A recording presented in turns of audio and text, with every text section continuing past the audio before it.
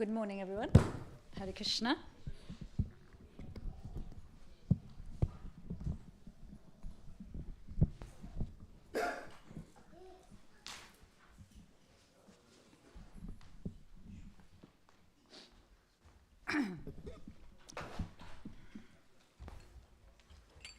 Thank you.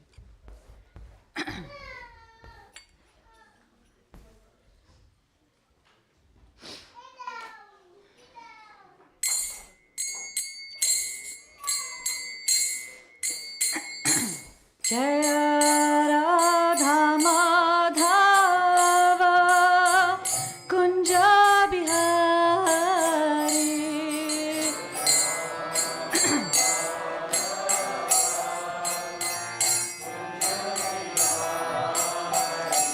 Jaya Radha Madhava Kunja Bihari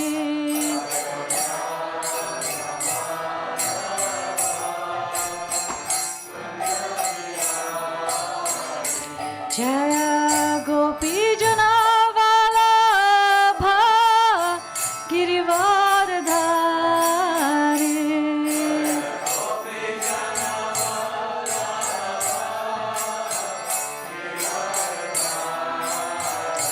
Jaya Gopi Janavalabha Girivardhari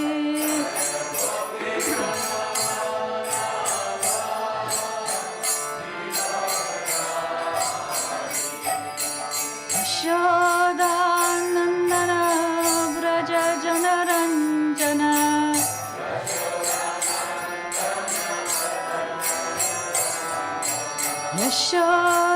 Yashodanandana Braja Janaranjana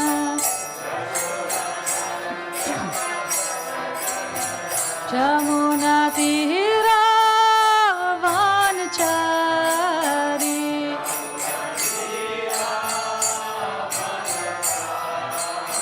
Jamuna Tira Vanachari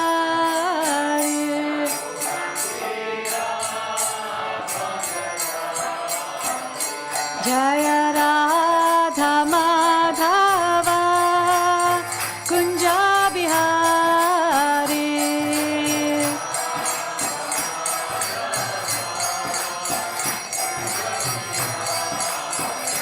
Jaya Radha Madhava Kunja Bihari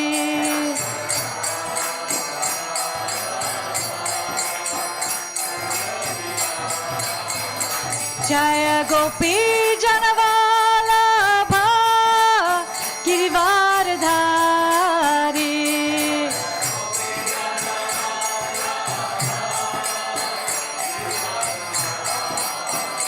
Jaya Gopi Janavalabha Girivardhari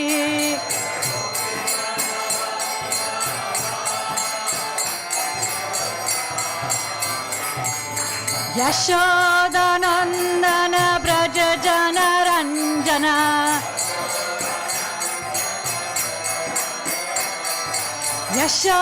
Yashodanandana Braja Janaranjana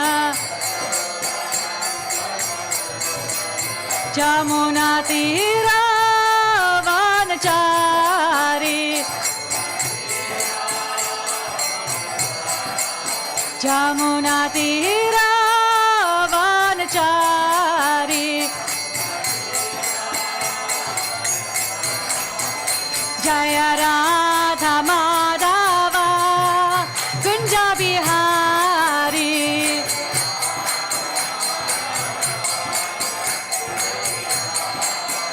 Jaya Gopi Janavalabha Girivardhari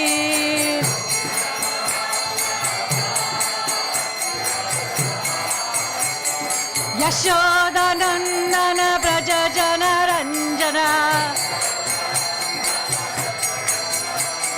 Yashodanandana Braja Janaranjana Jamuna Tira Vanachari Jamuna Tira Vanachari Jaya Radha Madhava Kunja Bihari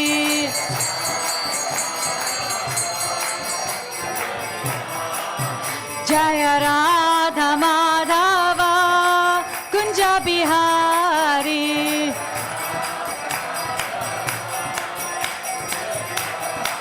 Jaya Radha Madhava Kunja Bihari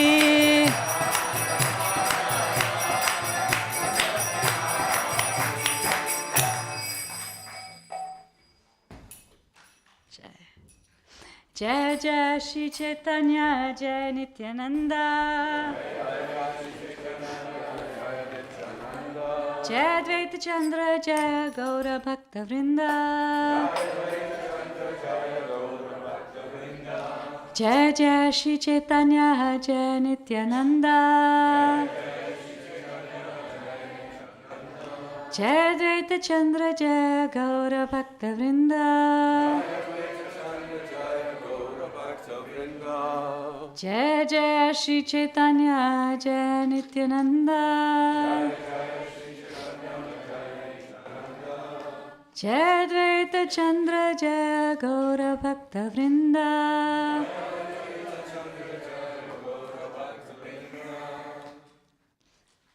So we're continuing with Madhya Lila, 12th chapter, verse 21. Sorry, I'm the inconvenient one. Thank you. Perfect. Thank you so much, Samprabhu. Okay. Which verse are we going to recite? 21. Okay. Dekhi bhase mukha chandra nayana bhariya Dhari bhase pada padma hridaya tulya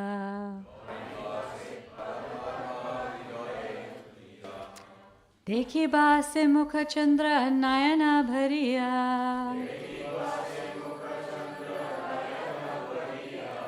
Dhari bhase pada padma hridaya tulya Dekhi bhase mukha chandra nayana bhariya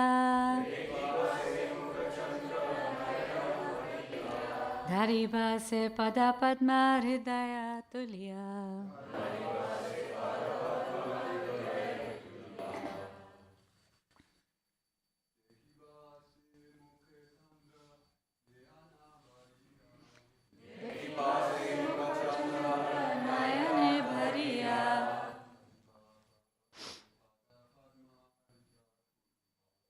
Dhari bhase pada padma hridaya tulya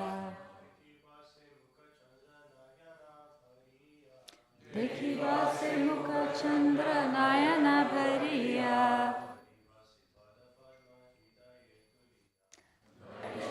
Pada padma hridaya tulya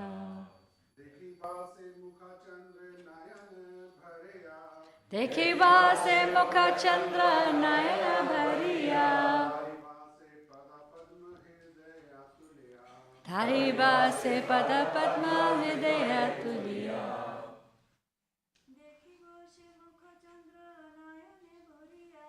Dekhi bhase mukha chandra nayane bhariya Dhari bhase pada padma hridaya tulya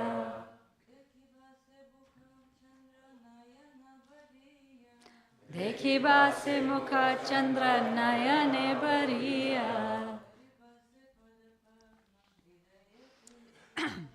Dhari bhase pada padma hridaya tulya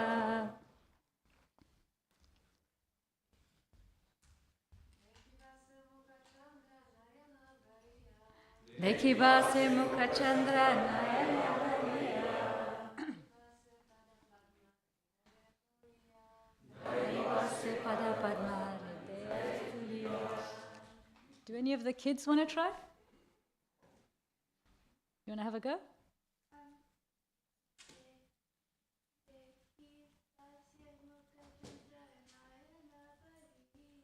Dekhi base mukha chandra nayana bariya.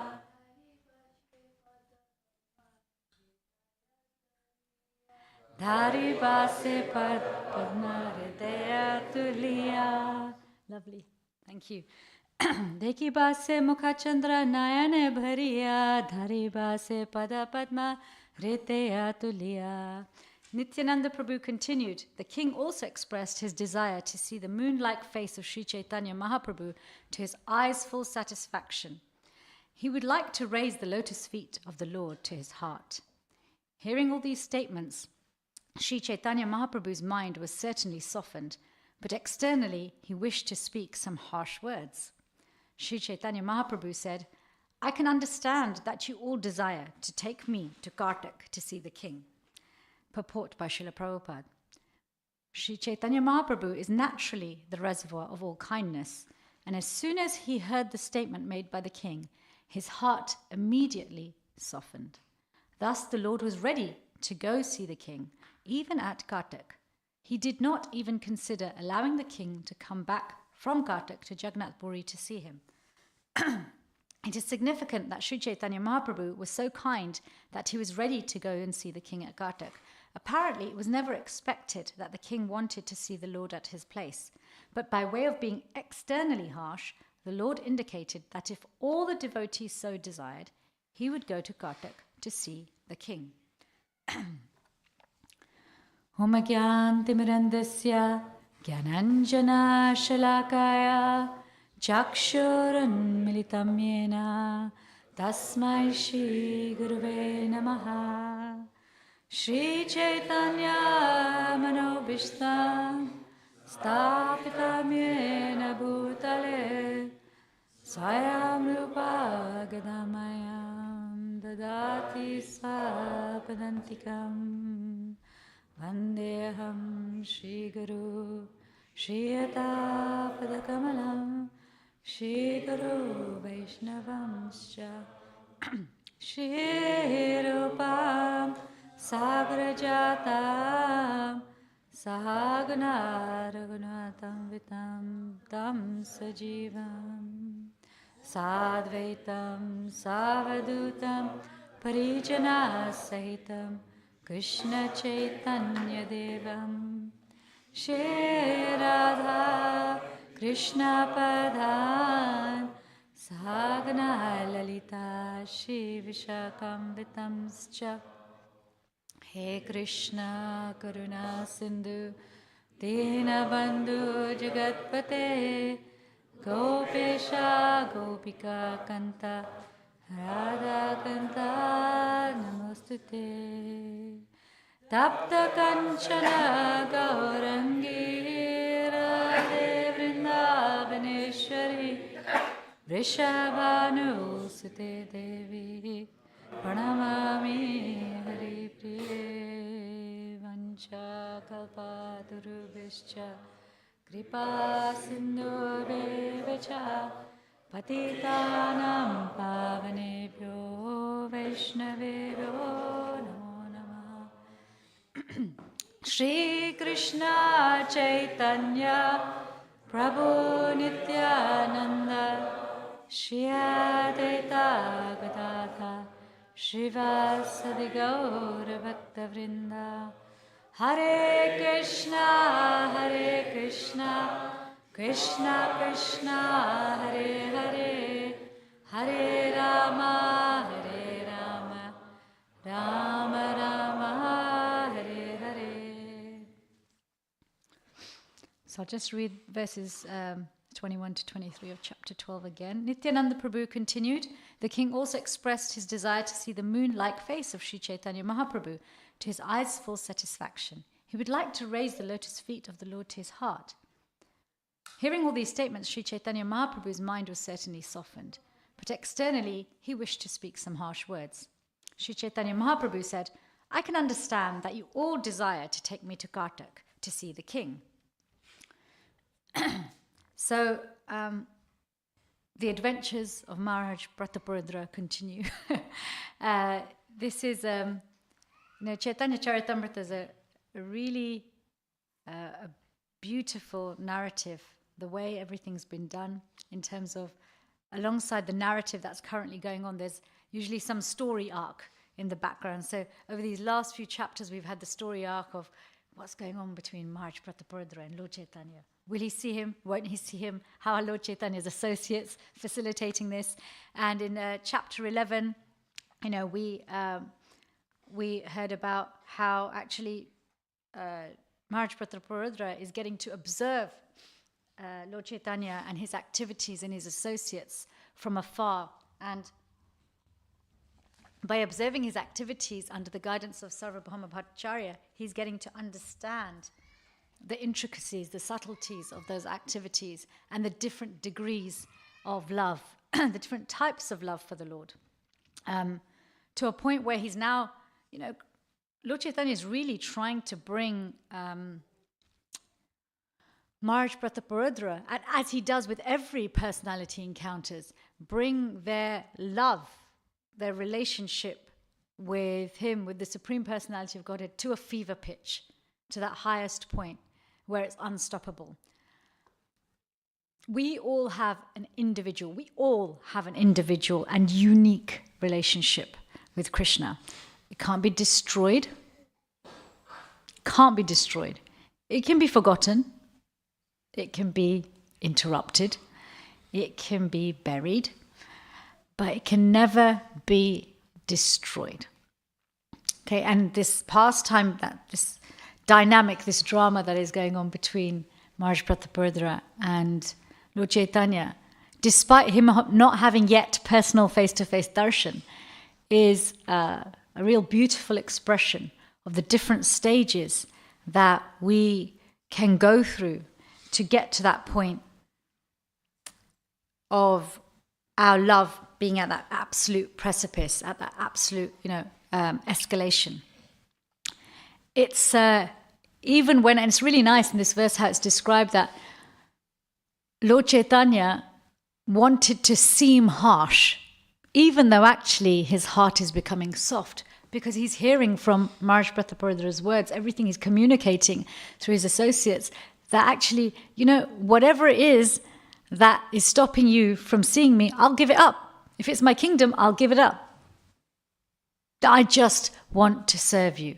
His desire for Lord Chaitanya's service and association and darshan is now starting to trump everything else.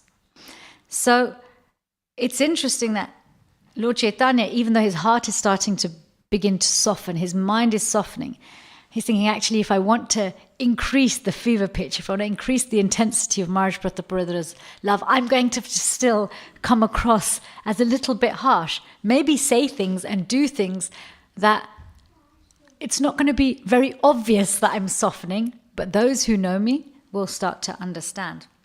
He's evolving. If you see Maharaj Prataparudra's journey through these pastimes, through what he's hearing from the various associates of Lord Chaitanya and the different dialogues that have taken place, he's starting to understand more about the philosophy of bhakti. He's starting to understand more about the reasons of Lord Chaitanya's arrival, more about the feelings that one has towards Lord and what they need to be like. And at the same time, simultaneously, Lord Chaitanya's receptivity to receiving him is also changing. He's gone from hard like a thunderbolt, completely resting all of his, conclusion on, I'm a sannyasi, I cannot mix with kings and people who have opulence, to now actually thinking, I have to speak some harsh words. His mind is softening, so he puts it, it's explaining this purport, Srila Prabhupada saying, he puts it onto them. He says, I know you want me to go and see him. I mean, there's no question that Maharaj Prataparudra hasn't said, I want you to come and see me here. But Lord Chaitanya is expressing his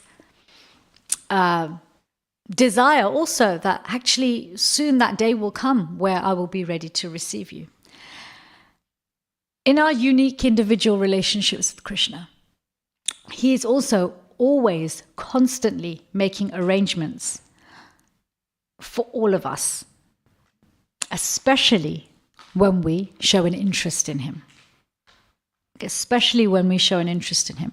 We often hear that, how does the karma of somebody who hasn't yet chosen to come closer to Krishna play out? Well, it's basically like for like.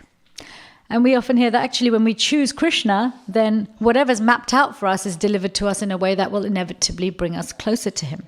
And this is what we see here happening with Maharaj Prataparudra.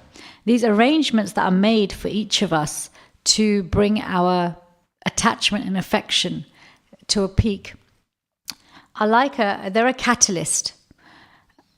And I'm sure many people here have made paneer, right? You've made paneer. You at least know that it needs the right temperature and it needs an acid, right? Either lemon juice or vinegar.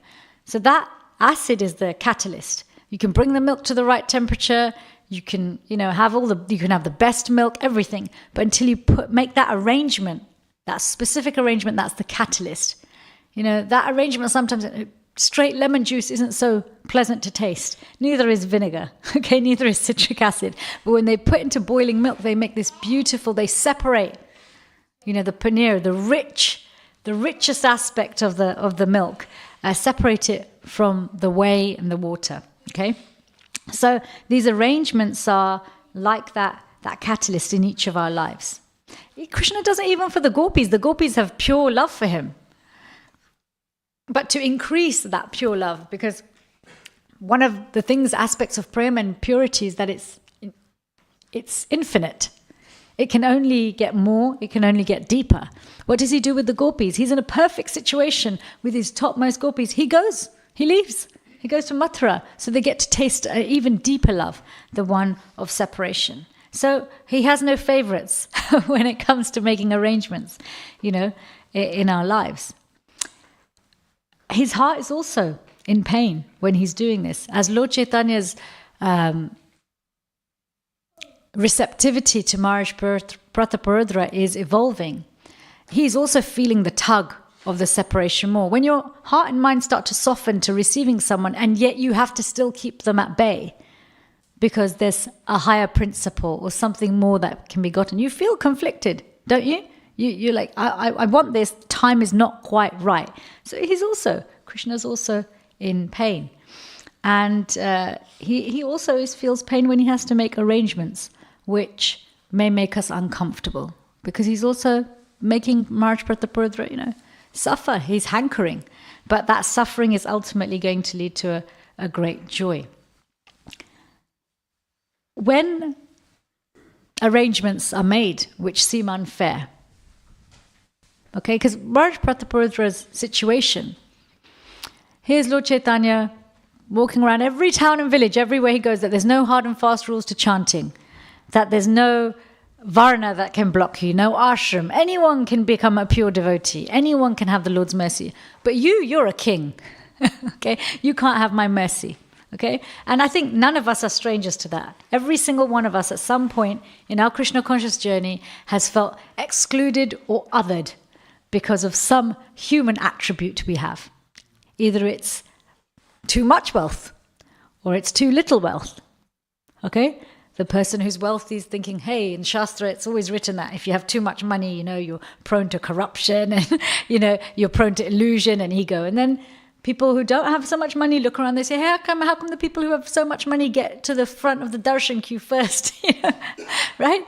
Then you might feel discriminated or othered or excluded because maybe you think you don't have certain abilities, or maybe you have too much ability. Maybe you don't feel beautiful enough. Maybe you feel too beautiful. Maybe you feel like you don't have the right personality. Maybe you feel you don't have the right gender.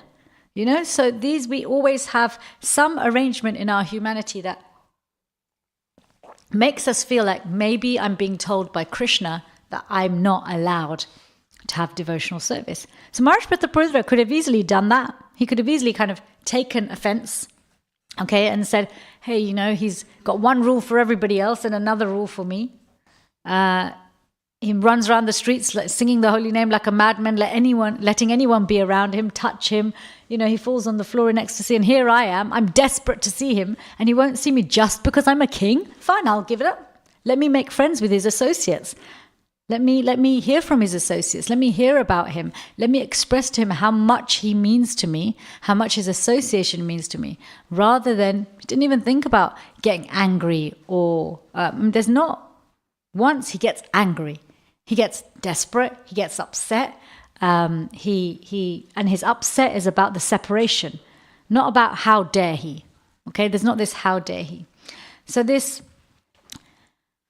but for us, when we feel like, oh, a situation has been created in my life, either a person's been brought into it to remind me of something that I don't have enough of or have too much of, or a situation's been created where we thought Krishna had made arrangements for us to do a particular service, and that service has now been arranged away from us. Okay, sometimes in very duplicitous ways, which are very obvious. You know, do we anger? Do we get irritable? Do we get hurt? Do we then start to take steps to rearrange the arrangement that Krishna's made? You know, we often talk about offenses, and the offenses we talk about the most are Vaishnav aparadh, right? Offenses against each other, because the one thing we are told over and over and over again is cooperate with each other. Your success will be shown by how you cooperate, because the spirit of the spiritual world is cooperation, envy-free cooperation. You know, and in the spiritual world, there's no comparison, and comparison is the mother of jealousy. Okay, and jealousy is the mother of envy. So the spiritual world is free of this, you know, very tamasic, rajasic, and comparison is like, could be a very low-level mode of goodness type of comparison, you know, envy. It's free of that. It's completely transcendental. Everything is in the service of. So it then stands to reason understanding why we make offenses. And there's a real science to why we make offenses, but generally, if we look around, we make offenses when we feel offended. Right? When we feel offended, we make offenses. We make offenses, we engage in harsh speech, harsh words,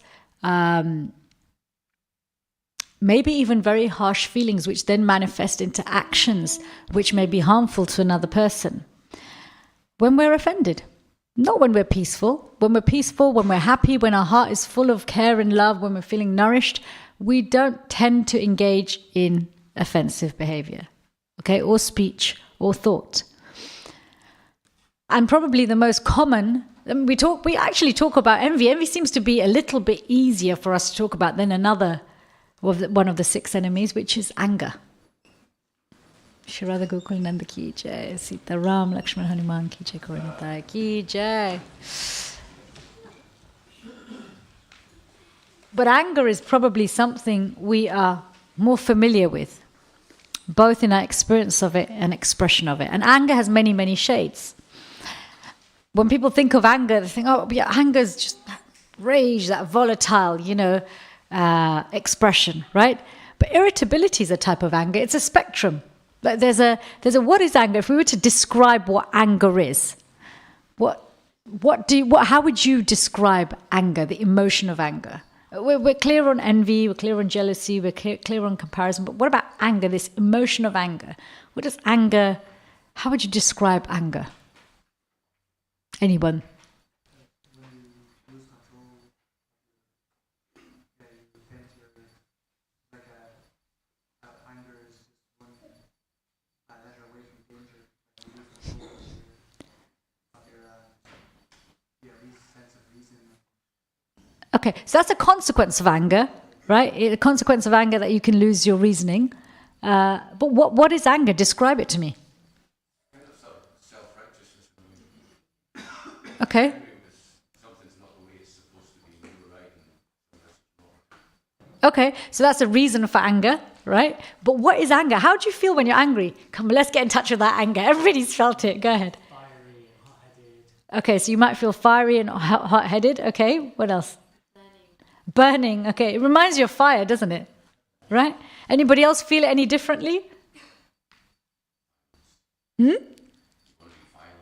You want to be violent. Okay, yeah. Sometimes it makes you want to be violent. Let's put it out there. What else? He knows this already. So, anyone else? Ladies, don't pretend you don't feel anger. Come on. Destruction. Okay. Turbulent. I think love is it, and the spectrum of being violent, like being aggressive, be aloof as well, like just take yourself away from the situation almost. It can make you cold. Yeah, it can make you cold. Not detached cold, right? Everybody here has felt the cold shoulder when somebody's been annoyed at them. But there's a spectrum, isn't there? There's like that mild, low-level anger, which is, as you were saying, things haven't gone my way, right? There's a mild level of it where we're a bit annoyed, a bit irritable. Maybe that's the kind of thing you feel in the house when someone hasn't washed the dishes or, put their clothes away properly, or someone's been ruder to you than they should have been. A little bit of annoyance there, a bit of irritability. Okay, and then on the other end of the spectrum, we're talking about, full-on, punches and violence and volcano-type anger. So there is a spectrum. But as Krishna explains in the Bhagavad Gita, when our desires aren't met, our expectations, okay, our plan of how things should be. Just like Maharaj Bhattacharya has a plan, right? He wants to hold the lotus feet of Lord Chaitanya to his chest. He wants to look at his moon-like face. He's hankering for this, but he's not getting angry about not being given it immediately. Right? When we have desires in our Krishna consciousness, in our other areas of our life, maybe in every area of our life, where our desires are not met the way we expected them to, either by circumstance or by timing. Okay, so Krishna speaks about this. When our desire is not fulfilled, okay, when lust is not fulfilled, because the desire for just self, our self-satisfaction, our self-enjoyment, it's a type of lust, isn't it? Our plan separate from Krishna's plan is really what lust is about. When we experience that and it's not met, then what arises? Anger. And from anger then arises that bewilderment, and then all intelligence is lost. So when we lose our intelligence, that is when we start engaging in speech and behavior and thoughts that, really perpetuate another catalyst for offensive behavior. So I want to, I want to unpack anger a little bit more, because anger inevitably, there's always a victim with anger. Always. Even if we never release the anger, we are hurt by anger. We are hurt by our own anger, because anger is not a helpful feeling. It's one of the 6 enemies of the mind. An enemy is an enemy. Anger's never the friend of the mind. Krishna never says, anger's one of the enemies of the mind on a part-time basis. He doesn't say that. He doesn't say there's certain situations when anger is healthy for us and really good for us and is really going to bring us closer to him. I know some of you, I don't know, but can we not use anger, to protect others? Yes, we'll come back to that. I just want to unpack this, because we do a lot of damage to ourselves, our relationship with Krishna and our relationship with others, devotees and those who aren't yet deciding to do that, because of our anger, our misunderstanding of it, our lack of understanding of how we experience it, how to express it, and inevitably holding on to it longer than needed. The problem is we hold on to it longer than needed. So I was going to do this on the board, but I think people are really present and here. So I'm going to just get you all to ask yourselves some questions. Because ultimately, as we answer these questions, it will help us to get in a place like Maharaj Bhattacharya, where our heart becomes really quite light, and we have space to engage with bhakti and really try to see what is Krishna's arrangement for us, rather than taking offense at his arrangements, whoever's delivering them. So I want you to all ask yourself this, whether you're typing on your phone or have pen or paper. I want you to ask yourself this. Let's go through this, okay? And I want you to look at the full spectrum of anger, from irritable right through to actually expressing. Maybe you get, expressive with it and shout. Maybe you get cold with it. You have different experiences, but I want you to consider the whole spectrum, from your irritabilities right to full-blown, oh my God, I'm really angry, okay? How often do you get angry? Is it once a week? Is it every day? Is it multiple times a day? Be honest with yourself. What insight do we have now? And remember, our insight evolves as we become more fine-tuned. Really take this exercise. By the time we get to the exercise, you will have the opportunity to really start shifting things and feeling a lot lighter. So ask yourself, how often do I get angry? Think about the times you get irritated in the day. Think about your closest relationships, how you've, how many times you get annoyed at that person for maybe doing the same thing. Because if I asked you how often do you get explosive anger, some of you even may say no, because you never let your anger out in that way. But maybe you're cold. So that's why I'm asking everything from irritability right through to, I don't want you to just meditate on one type of anger. Just reflect, how often do you get irritable? Now I want you to think about, how do you experience it? What is your general way of experiencing anger? Okay, are you somebody who feels that very hot anger? It's very visceral. Body gets hot. Do you feel anger in a way that's very? It's in between deep, dark suppression and volatility. So it creates an agitation in the body, almost an anxiety. Almost sometimes people get headaches or stomach aches when they get angry because they're not quite really connecting with their anger. How do you feel when you're angry? How do you experience anger? Or are you somebody who, when you get angry, very quickly gets to this cold space and you shut off? Well, maybe you feel all of the above. How do you experience it? And this is important to do because it helps us to start recognizing how often we get angry. You may, after recognizing how you experience it, go back and change your answer to the first question. When I've been doing this and I've been looking at really the full spectrum of anger, I notice whether it's irritability or full-blown anger, I notice an increase in my body temperature.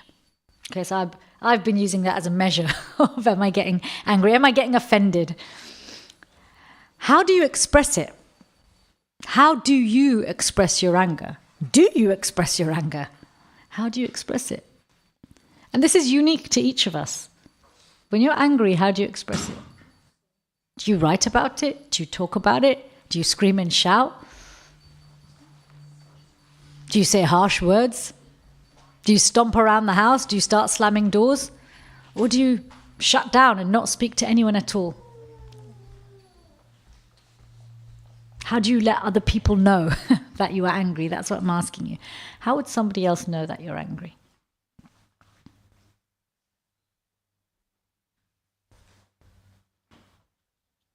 Now, this is the next question is going to have many answers.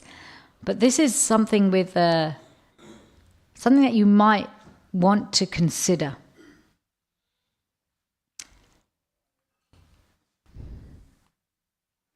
This question of how long do you hold it? And the answer I want you to think about is the thing you've been most angry about for the longest time. How long have you held that anger? Days? Weeks? Months? Years? Is there someone in your life or a situation in your life that you have been angry about for a really long time? Feeling like shouldn't have happened this way. It was wrong. I don't see how this could be good for me.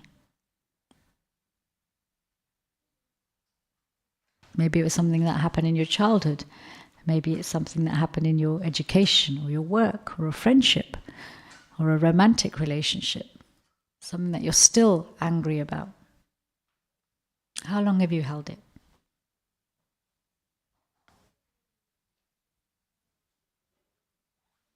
We all know we've all had anger that we've held on to for just 5 minutes or 10 minutes or a week or a month. But the longest anger, what's our longest? What's your Guinness, world record for holding on to anger? Your personal record best. Write it down. Do you know, we offload so much when we bring things out into the open. It is a very quick way of burning off karma, okay, and getting rid of seeds of karma. Put it out in the open. Put it on that piece of paper. Maybe later on, tell a friend, someone you trust, wow, the longest I've been angry is X, And last but not least, how do you, for you personally, how do you rid yourself of anger? Do you have a process? What is your process of ridding yourself of anger?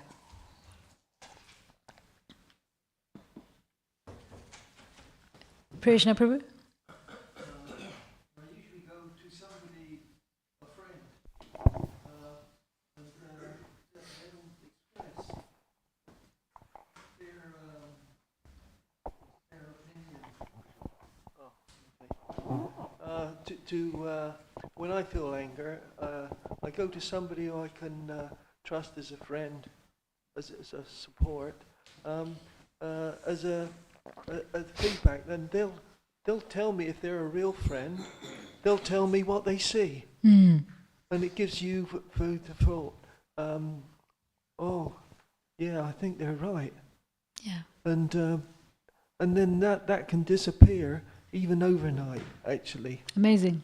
Yeah, and I'm just thinking about King Parachi. After he regretted the putting the snake around the things, he experienced regret.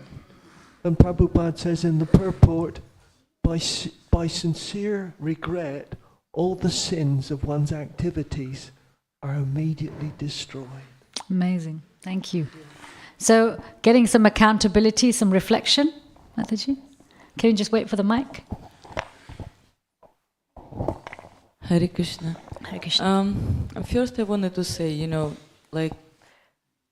have to know what you want in life, and the most important things, what is importance in life, If you understand that you are a soul, Sat Chit Ananda, No, you have to understand that this is a very basic, but it's very nurturing truth in that, because when you know who you are, you understand it's okay to get angry. That's not big deal. No. You are in material world, you're gonna be bombarded by this nature. It's nothing, something shameful or whatever. But then what you do with it and how you channel it is another story. Yes. So by having understanding that I'm a loving, gentle soul, so do everyone else. This makes you appreciate everyone else, but also you're not denying yourself your feelings, So you can say to other people, I have to have this minute just to contemplate, to, that's like take your steps back. Yes. To return to, take time out. It's okay to time out. It's beneficial for you and for me and for everyone else. Because at the end of the day, what you want? Love. And what is love? It's also to appreciate that that person just needed, a little bit time out. And it's child or adult, it doesn't matter, a woman or a man. So it's okay. So you're saying it's okay to feel anger, take some time and space, because that will help you to get rid of it quickly as well. Correct. And process it. Thank you very much. Anybody else want to share anything? Anyone? Okay. So how do you rid yourself of it? It's the reason I'm asking this question is because we get, I often see people get caught in this tug of war between, I should never feel angry because it's an enemy of the mind, versus, but I'm feeling angry and I want to give it space, but then how do I get rid of it? And we often hear about forgiveness as a way of getting rid of anger that we have not just held on to, but feels righteous, okay? It's when we speak to a friend and they're easily able to clarify for us our role in it. Yes, it can be easy to drop the anger. When it's an anger, an unjust anger, it's fresh, or maybe it's not so strong. Sometimes taking space from it can also very quickly help us to get rid of it. Fresh anger is much easier to process, right? It's much easier to process something while it's fresh. It's malleable, it's movable.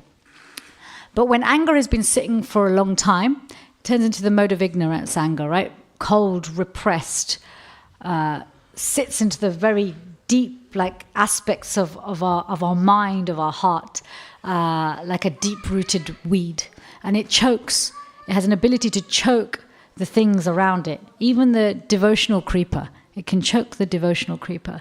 So this anger usually requires some process of forgiveness. And the reason it requires some process of forgiveness, because often the anger that we hold on to for longest is justified. It's justified. That is the anger that we find hardest to get rid of. And the easiest to hold on to is righteous anger. You mentioned righteous anger, right? When something unjust has happened, either to us or somebody else. And in our Krishna consciousness, we are tested on that. In our life, we are tested on that.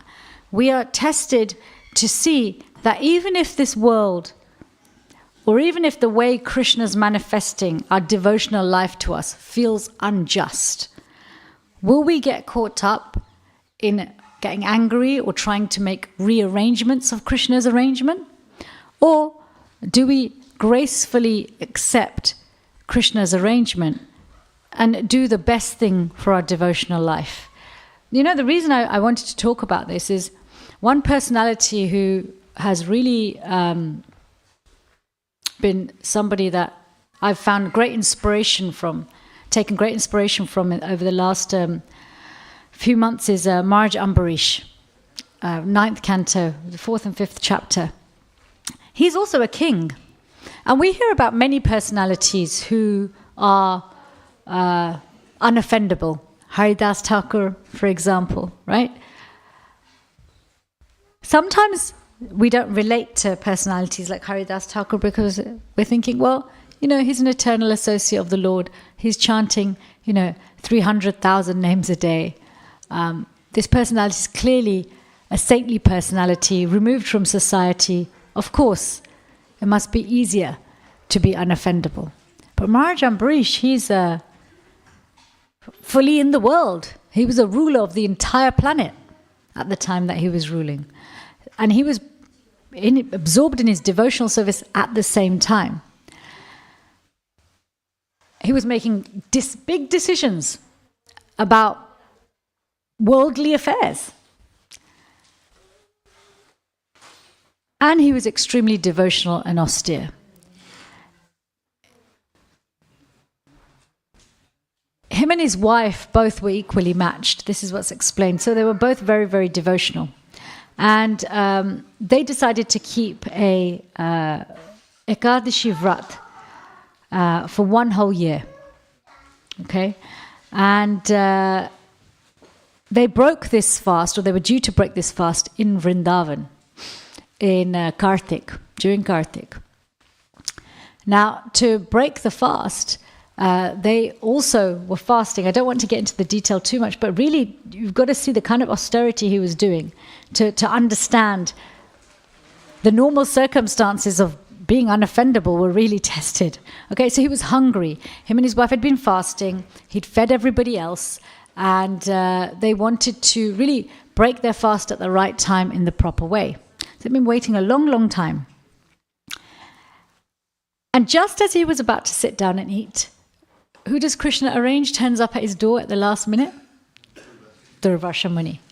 Okay, so Durvasha Muni, he's a great saint and teacher for the impersonalists. And so he has many rituals and ablutions that he does before he does anything. So Maharaj Ambarish is very graceful. And he says, yes, please, you must honor something. I'm not going to break my fast until you do. I will. And he says, okay. The Rashomani says, okay, I'm going to go take my bath, do my ablutions, my meditations, and then I'll come. Now, he took a little bit longer than would ordinarily be the case. And the time for breaking fast was coming very rapidly. So Maharaj Ambarish, not wanting to upset the Rashomani or not fulfill his vow, because the Brahmins had told him, if you don't break your fast at by this particular time, it's as if you haven't fasted. Okay? And equally, he didn't want to break his promise. So in consultation, he had some water. Quite fair, quite reasonable, right? He's not started eating. He's fulfilled his fast, and he's been respectful to Durvasha Muni. He's done nothing really wrong. Durvasha Muni as we know, is often a catalyst for people's bhakti in the Srimad Bhagavatam. And he comes back, and with his mystic ability, he knows that Maharaj Ambarish has broken the fast with water, and he becomes furious, not irritated, furious. And he's so angry. You said you'd wait for me. You know, what kind of a personality are you? You're just so arrogant. You know, you just because you're a king, you just think you're so amazing. And, you know, you didn't wait for me and you broke your fast. And he got very angry. And he took today I will punish you. I will give you a punishment that will teach you a lesson. He took a tuft of his own hair, put a curse with that, and a curse born of envy. A curse born of envy, not blessing, a curse born of envy. And he turned this little piece of hair into a little fire demon. It's described little horns and made of fire, very ferocious, quite similar to anger. His anger manifested as this little demon. What did Maharaj Ambarish do? He didn't explain himself. He didn't go into a philosophical discourse on why it's okay to drink water. He didn't run. He didn't put his hands up. He did absolutely nothing at all. He stood there. Now, Maharaj Ambarish had pleased Krishna so much, pleased him so much, he had given him the personal protection of his Sudarshan Chakra. Okay, personal protection of his Sudarshan Chakra. So actually, when Maharaj Ambarish did absolutely nothing, Krishna couldn't tolerate it. And immediately the Sudarshan Chakra came, instantaneously, before Maharaj Ambarish or the Rashamuni, anyone could do anything, immediately the Sudarshan Chakra came and chopped this demon in half and finished him off. And then he made a beeline for, he started to pursue the Rashamuni.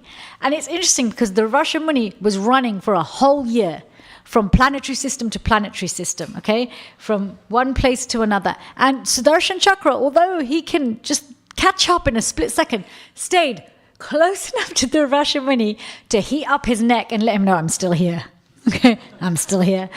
But not close enough that he destroyed him. Because Krishna had actually made this arrangement really to glorify Ambarish Maharaj and his devotion, really to bring it to that peak. So the Rashamuni is going here and there and everywhere, and he goes to Brahma, he goes to Shiva. They say, look, we can't protect you from the Sudarshan Chakra. This is Vishnu's, weapon. And we have no control over Vishnu's weapon. You have to go to Vishnu. So he goes to Vishnu still with the Sudarshan Chakra right there. Now imagine that right there, one whole year. And Vishnu's like, I can't control my Sudarshan Chakra because I'm completely under the control of my devotees. Okay, your behavior was born of your own self-envy. Self-envy. Envious of the actual self. Right? Because you're envious of your actual self, you got offended, you've done absolutely nothing wrong, engaged in something really abhorrent, and you behaved offensively. So actually the only person who can control Sudarshan Chakra is Ambarish Maharaj. You need to go to him. So the Rashamuni falls at the feet of Ambarish Maharaj. You know how Ambarish Maharaj feels? He doesn't feel, about time. It's about time. It took you 1 year to realize you've done something wrong. He didn't feel like that. He didn't have pity on him, like, I should now have, pity on this person. He's finally realized he's wrong. He didn't feel that either. He felt ashamed. He said, why are you falling at my feet? You've done nothing wrong. He still felt like the Rashamuni had done nothing wrong. If somebody pulled out a fire demon from their tuft of hair in front of you when you've done nothing wrong, you've had a sip of water, okay? You've had a sip of water. Would you be saying, oh no, I feel embarrassed that you're falling at my feet? No, come on. Let's be honest with ourselves, He didn't, but he felt ashamed. He said, you've done nothing wrong. What is it that you need from me? And he said, no, please, just ask Sudarshan Chakra to stop chasing me. I'm so scared. I'm really sorry. I made a big offense and I didn't realize what a great personality you were. And actually, Ambarish Maharaj, after feeling ashamed, the first thing he did is he just fell at the feet of Sudarshan Chakra. He said, if I've done any devotional service, if I've done anything pleasing, if I've been a good king, can you please just stop chasing the Rashamuni? He hasn't done anything wrong. He's saying, can you believe that? Would you even in your mind say someone hasn't done anything wrong after they've created a fire demon to kill you? Going that far, he hasn't done anything wrong. Sudarshan Chakra is so pleased by these prayers, and he stops. He slows down and he stops. this ends all very beautifully, it ends very beautifully. They have their prasadam together. Ambarish Maharaj is happy, he gets to honor his promise. But actually it describes in Bhagavatam that Ambarish Maharaj actually waited 1 whole year. He did not break his fast. He kept his promise. He just survived on sips of water. That's it. Why am I sharing this? Why am I sharing this? We often hold on to righteous anger because we think that it is going to help us to make good decisions. If we've seen an injustice or experienced an injustice, remembering and holding on to the anger that it causes us is going to protect us in some way. Often, we will take to a political cause, a social cause, out of seeing that this is unjust, I want to help. But we often, hold on to anger to fuel our motivation to continue to support the cause. Right? Thinking it's necessary. Actually, if you look at, they've studied this. If you look at causes where people's, they're standing up for rights, whatever rights it is, human rights, gender rights, race rights, and where people hold on to their anger and they're mostly vocalizing their anger on various platforms. I'm so angry. Why were they so racist? Why were they so sexist? Why were they so this, They often actually don't do much. They just shout and scream. Often the people who are busy doing something about it are actually quite calm. Because what does anger do? It bewilders our intelligence. Okay, anger is not a good motivator, nor is it known to be a bringer of clear thoughts. Maharaj Ambarish, if he ruled his kingdom based on anger, he would not have been as effective. He is proof that actually being unoffendable keeps you in a clear state of mind. Now, being unoffendable is it's a natural state for us. That's our natural state. And it might feel very far away. But what we can get better at is ridding ourselves of anger. When it's fresh state, speak to someone, understand it, maybe take some space. See what is this anger trying to tell me? But I don't need to hold on to it longer than necessary. Because when anger sits there longer than necessary, then it's toxic and intoxicating. People also get intoxicated by their anger. They thrive on anger. They feel like, I'm an angry person. That's my identity. It makes me walk in a particular way, look a particular way. Nobody comes near me when I'm angry. And so they keep like a vibration of anger around them, right? It becomes part of the identity. There is, because there's a power with anger, isn't there? Like you feel that fire of anger can make people feel to some degree safe because people are threatened by that feeling. Whether it's a cold shoulder, when cold shoulder keeps people away, and that's cold anger, right? Or whether it's hot and fiery. So it's a power, it's intoxicating and toxic if it stays longer than necessary. And actually, as Vaishnavas, we can really work on observing ourselves to see.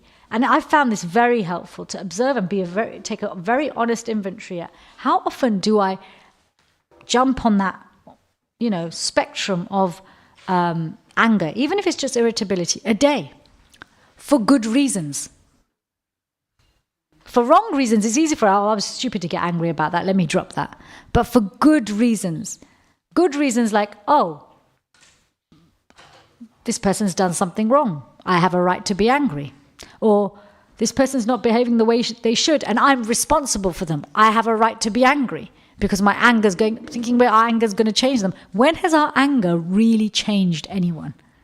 And it certainly hasn't, done anything beneficial for us. So just even this observation, how often am I getting angry? Just having a very honest inventory and look at that for ourselves can really help us to realize, wow, I really put myself in a state of toxicity more times than I need to. Because actually, if we stop and we reflect on it and we look at the things that we're getting irritable about, because often if you look in familiar relationships, the reason distance is created is one irritability is added to another, is added to another, is added to another. And you add 1 millimeter to another, to another, to another, to another. It becomes centimeters of distance, then meters of distance, then miles of distance. Okay? So these little irritabilities we hold on to that we feel are justified, how often do we get them? Really, we can stop and think, do I want to expend my energy in that? Am I going to achieve my goal? by being angry about this, because actually I can do a far better job by not being angry about it, right? And then and you'll better start to see that, oh, I actually, when I'm irritable or angry, I experience it like this. That's a sign that, I'm getting angry. Maybe you clench your jaw when you're stressed, when you're irritable, when you're offended, when you're upset, you clench your jaw. Maybe you smile. Maybe you smile more when you're irritated or angry. How do you experience it? How do you express it? But most importantly, how do you hold it? And as we get better at dropping the little righteous angers, okay, the little righteous, there's always righteous anger because our version is always the right one, isn't it? Our version is always the right one. To us, our perspective is always the right one. Even though Krishna tells us a million times, and he tells Uddhav this, Uddhav asks him, there are so many different perspectives on things. Which one is the right one? Krishna says all of them. Krishna says all of them because each person will see the same thing in many different ways. And everybody's right. But if you get caught up in the game of right and wrong, then it leads to your downfall. Okay? So in any given situation, there's many intentions and there's many perspectives. But ultimately, the presiding perspective and intention is Krishna's. Ultimately, it's his. And his plan does prevail. It's to what degree am I getting on board? And when we're angry, it blocks us from seeing that. It's very hard to chant japa with an angry heart, whether that's old anger or hot anger, because it hardens the heart. Maharaj Ambarish his heart was soft. Trinadapi sunichena, this verse, being more tolerant than a tree. Tolerance is not that I'm through gritted teeth going to just cope with whatever you send me. This tolerance is this, it's coming to me, I trust Krishna so much that whatever arrangement has been made is so that I can just run to him quickly. Okay, so how long do we hold it? If we find ourselves that we've held things for longer than we needed to, by getting into the practice of dropping the small angers, it becomes easier to face the big, long, angry elephant in the room in your heart that you're not talking about. And then you can go through the process of forgiveness. Now, I don't know if we've got capacity to go through the whole, we don't have capacity to go through the whole understanding of the process of forgiveness, but I can just very quickly just share with you just some stages of it. So actually, Parishran Prabhu actually talked about the first stage already, discovery. If we've been holding on to something for a really long time, there's a discovery stage. What happened? How did it affect you? You can do this with a friend, you can do it on a piece of paper.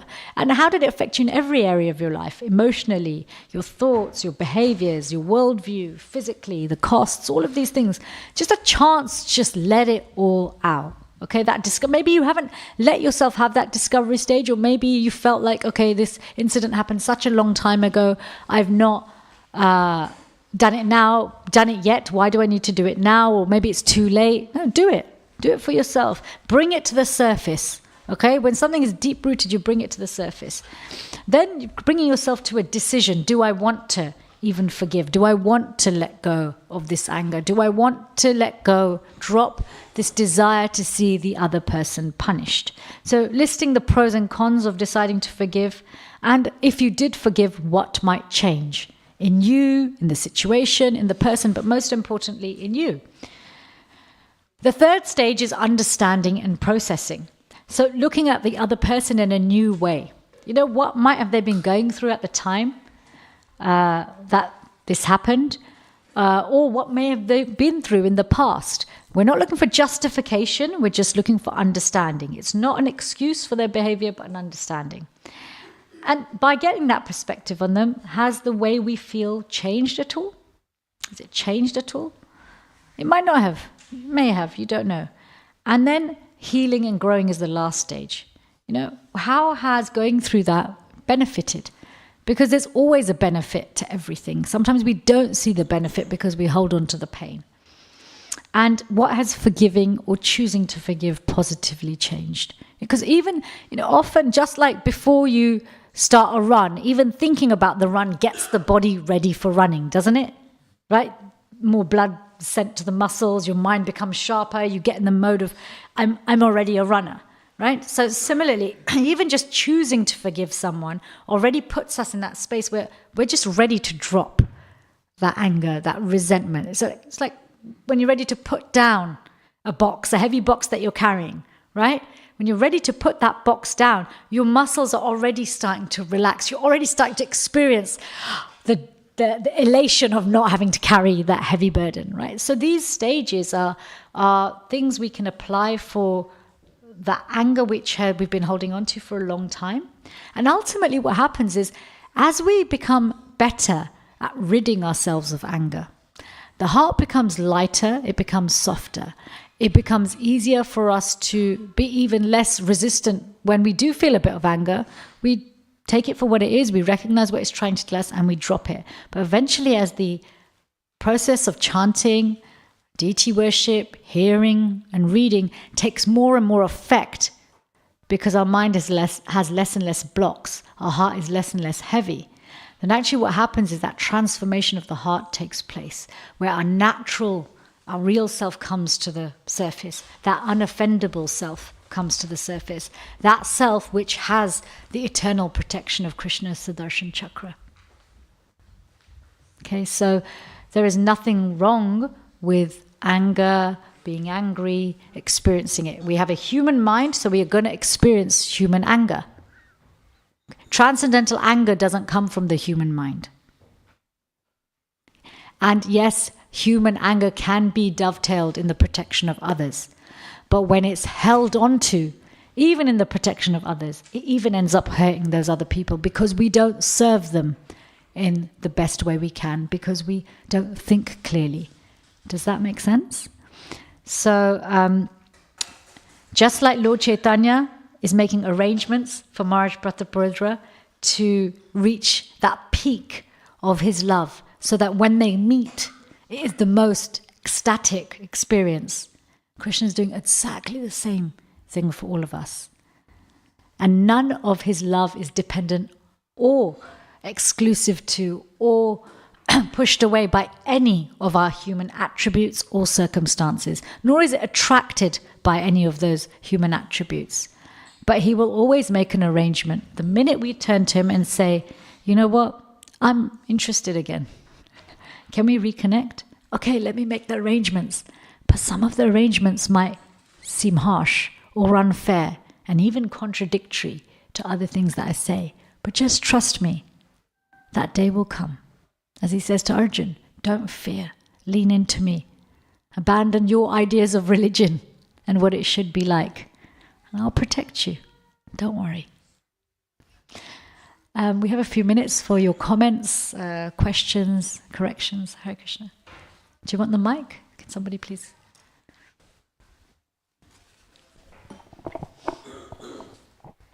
Hare Krishna, thank you so much for the class. Could you share a little bit about the relationship between anger and forgiveness and compassion? Because I'm thinking back to some examples of when I'm holding on to that anger or resentment, and that might be blocking me from being as compassionate as I can be to that person, and then maybe that even also manifests in other relationships as well, just generally my compassion. Thank you. That was a really nice question. Yes. Again, sometimes we overly rely on anger to be our motivating force, because we're not sure what the other option would be. But actually, when we drop anger, we make way for motives like compassion. Because actually, especially when we get angry for a rightful reason, especially in the protection of someone else, we do so because we care. But the anger blocks the care. And we are by nature caring. There's a big caring part of us, even on our human aspect. Human beings, we love to care, we love to love. And so, anger, any of the enemies of the mind, they block the best motives, the best natural motives that we have, both in our human psychology and our divine psychology. So, yes, this is a very nice point, that when we start to drop anger, we can do all of our services from a position of compassion. We can protect with compassion and love.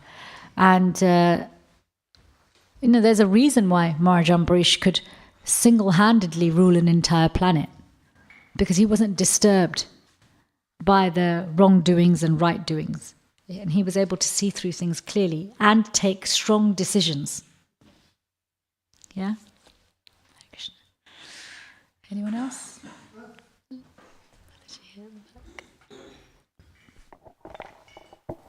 Hare Krishna, I was wondering if you wouldn't mind to just mention those few steps, how to deal with it again. Forgiveness? Yes, I think I missed some of them. Sure. Just briefly. Okay, so it's four stages. The first one is discovery. So that's what happened and how it affected you. So everything, look at a 360-degree view of how it's affected you. Sometimes we're not honest about how things have affected us because we think if it's affected me, I'm in Maya. But if we know what our Maya is, then we can let it go. If we don't know, we just hold on to it. The next stage is deciding to forgive. So that's a process, listing the pros and cons of forgiving and what might change if we were to forgive. So we haven't forgiven yet. Then understanding the other person through a different lens, maybe understanding a little bit about, so evoking some compassion. What might have this person been through to behave the way they did? Or what were they going through at the time that they did it? And then by understanding them in a different way, has anything changed in my heart? And then the fourth stage is healing and growing. So has this benefited me? What was Krishna trying to teach me? Have I developed any strengths by going through it? Is there something I can celebrate about what I went through? And what has forgiving or choosing to forgive positively actually changed for us? That's all part of the healing and growing process. Because everything comes to us. Krishna communicates to us even through the enemies of the mind. There's nothing in our life that Krishna can't use to tell us that he loves us. Nothing. In fact, he can even work through our failures, as a good friend told me yesterday. So, is that okay? Thank you so much. It's a sutra. It came from Adhokshaja Prabhu. It came from? Adhokshaja Prabhu. He's a wonderful Sankirtan devotee from Scotland. And he said, the first thing to remember is you spot it, you got it. Yeah. So whatever we see is just a reflection of maybe what's inside us. Yeah. So you spot it. If you see the good in somebody, that's good. So play on that, look at that. But if you see the negative part, the thing, that's part of you. So that's a good way to go, that actually we should be looking the good in somebody. I couldn't agree with you more. I think sometimes people struggle if they've been hurt by seeing the good in another person or somebody's exploited that. And this is why I think most people do end up having to go through some sort of process of forgiveness. I think Prabhuji here had a question. Thank you. I was wondering about what's the difference between jealousy and envy? So let's go through actually the spectrum. So comparison is easy, right? What has this person got? What have I got? And, actually when our comparison circle is small, which it used to be before the days of digital media, when our comparison group is small, then that comparison often just really helps us to grow and be better. But when you widen the net of comparison to an unrealistic space and time, you are involving people in your life now and comparing yourself to people who probably were never part of your original karmic blueprint, right? And so one can then become lost and misled. And this can create anxiety or unrealistic targets, right? Because we're comparing ourselves to something that really quite for us is probably karmically far away. We never asked for it in this lifetime, but we are now asking for it by planting those seeds. And so it enters more than into Rajagun, which is jealousy. I want what you have. I want what you have. But when it gets more mode of ignorance, it's I want what you have, but I don't want you to have it. That's envy. Okay? So I want what you have, but you can't have it. So I want to take away what you have from you. So that's why envy's more aggressive, more toxic. Our heart actually really has to be, when we stop comparing, then naturally jealousy and envy, they don't rear their ugly head, because comparison is the very root cause of it. So there's no need to compare, because we'll always find someone better and we'll always find someone worse. So yeah, do you understand the spectrum? Sure. I remember before I read, it was an autobiography actually of Steve Jobs, and he said that arguments were the most productive moments he had sometimes. So I was wondering, is that actually, just your perspective on that? For the life that he had, it probably was. For the goal that he had, it probably was. But so you have to decide, do you want to be like Steve Jobs or do you want to be like Srila Prabhupada? Right? Mataji, Hare Krishna. Hare Krishna. I just wanted to add that Srila Prabhupada mentioned that is simple for the simple. And the first wonderful thing, you have to find out, you want to be behaving in a false ego, in a real ego, and that's the big difference. When you are real ego, you have no agenda. Simple. Other than to serve Krishna, right? And his devotees, yes. For that reason, as you said, the Trinata Pisunichana, you constantly be able to chant Hare Krishna. You have to understand that in material world, it's already a hell place. Everyone here gonna make hellish activities. Yeah. So what do we blame and who do we blame? We have to recognize wrong is wrong, sin is sin. There's no question of that. Yeah. But nevertheless, you have to understand this is the place for this, and absolutely. That's why. How can you constantly blame? The fingers points at you. Yes, right? we are back at us. So absolutely. Whole point is, if you have a problem with something, we are lucky. We got Radha Gokulananda. Go there, pray for that person that they are in this hellish condition and they still suffering in this predicament, and let yourself to heal, because as you mentioned it wonderfully, it is toxicity which gonna cause you a cancer and diseases. So you have to have a conscious choice, or you want to be a healthy in Krishna service, or you want to be sick and hoarding your miseries, and as you mentioned very wonderfully, to be intoxicated by your own sufferings. That's a wonderful point, that we are cutting ourselves every single day.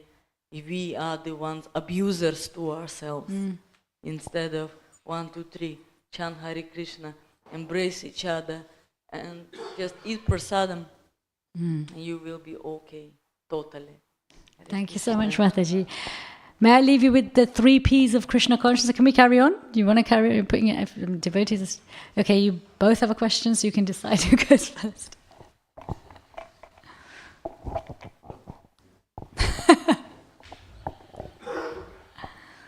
Because part of our goal is to be more tolerant than a tree, humbler than the blade of grass. Sometimes we see devotees, maybe they allow themselves to be abused or something, and then they get problems, and then when it all comes out, people say to them, well, that was your fault, because you let that happen to yourself, you didn't stand up for yourself.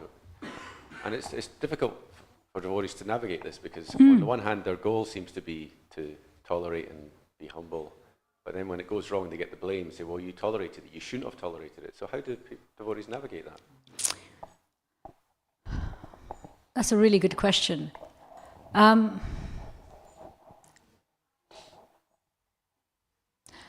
Tolerance doesn't mean allowing inappropriate treatment to go on. This is the thing, we misunderstand what this topic of tolerance, Tolerance is it has so many different aspects to it, and we tend to cling to endure. Just endure it and suffer. We often think about that, right? That's what a lot of people equate tolerance to. But actually, really, when we actually tolerate, and particularly tolerate without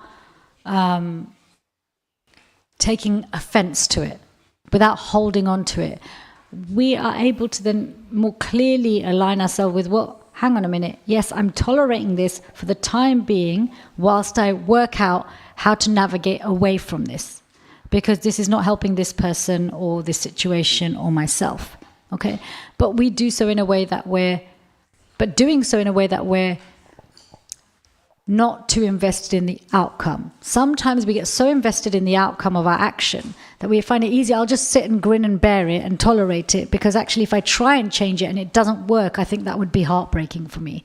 Does that make sense? Like avoidance of success for fear of failure.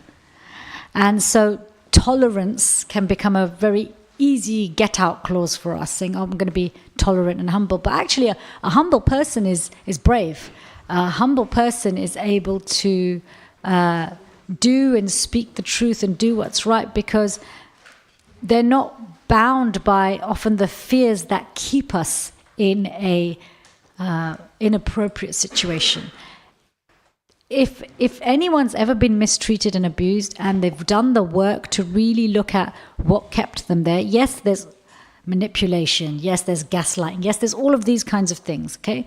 But at the root of it, often there's an attachment that we have, a fear that we have, because attachment can be born of fear as well, not just affection.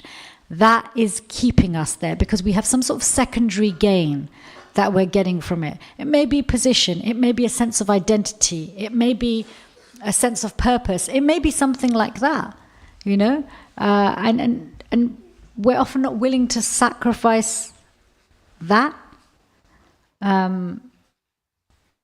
Because we seem to still think that having that sense of identity or that role or that purpose is going to be conducive or necessary for our Krishna consciousness, and that Krishna won't make other arrangements for us. So tolerance isn't inaction. Tolerance is intelligent action, really. Like I said, we've been talking about this world as an offensive place. How do we become unoffendable in an offensive world, right? It does require us to have some understanding and mastery over our feelings of anger and hurt, and expectations being unmet and unmet needs, and actually taking responsibility for, Krishna's given me my own plane to fly. The first human being Krishna's given me to look after is myself. So, yeah, you're right. It can be difficult to navigate, especially when there's a culture, like a community culture of framing tolerance in a way, or endurance in a particular way, or humility in a particular way. But this is why we seek out association that can help us to clarify it, even if it may not be in our immediate company. Yeah, we need to diversify who we hear from. Is that okay? Prabhu? Hare Krishna. Yeah. So it's about processing the anger. So processing the anger. Processing the anger. So you see a situation and you experience anger within, and then you have that presence that you can reason it. So you can see that why this is happening. Yes. This person is like you this. Can reason it, yeah. Maybe it's her habit or is his this, and you are able to reason it and don't react. Mm-hmm. So you're not reacting. But can still that anger remain within? I mean, is reasoning good enough to dodge the anger, or I'm still holding it? That's up to you. That's up to you, because sometimes we will understand why someone's being a certain way, but we're still holding on to they shouldn't be that way. Mm. Now, where we can justify righteously why they shouldn't be that way, we are more likely to hold on to it. Sometimes though what happens is, and this happens very often, is because we understand why someone's doing something, we think that that means I have to let it continue. But understanding someone is doing something wrong doesn't mean or understanding why they're doing it doesn't mean it's justified, that it's okay. So again, we get caught in that it's either this or that. But it can be both. I understand why you're doing this. It's still not right. So I got angry about it. I've let go of the anger, but we still need to correct this. What's a good way to do this? So basically, you're not reacting in anger. Yes. You're holding on that. And later on, whenever things are better, you still raise that point Absolutely. and clarify and say this is not the. Absolutely. So that's But drop your anger first. Drop your anger first, but don't hold it. Clarify it. Yes. Yeah, clarify it. But you might not ever get clarification. Do you see what I mean? But if you drop your anger, you will be in a better place to know what you want to do next and what you can do next. Okay? Yeah. Thank you. Okay. Hare Krishna. Srila Prabhupada ki jai.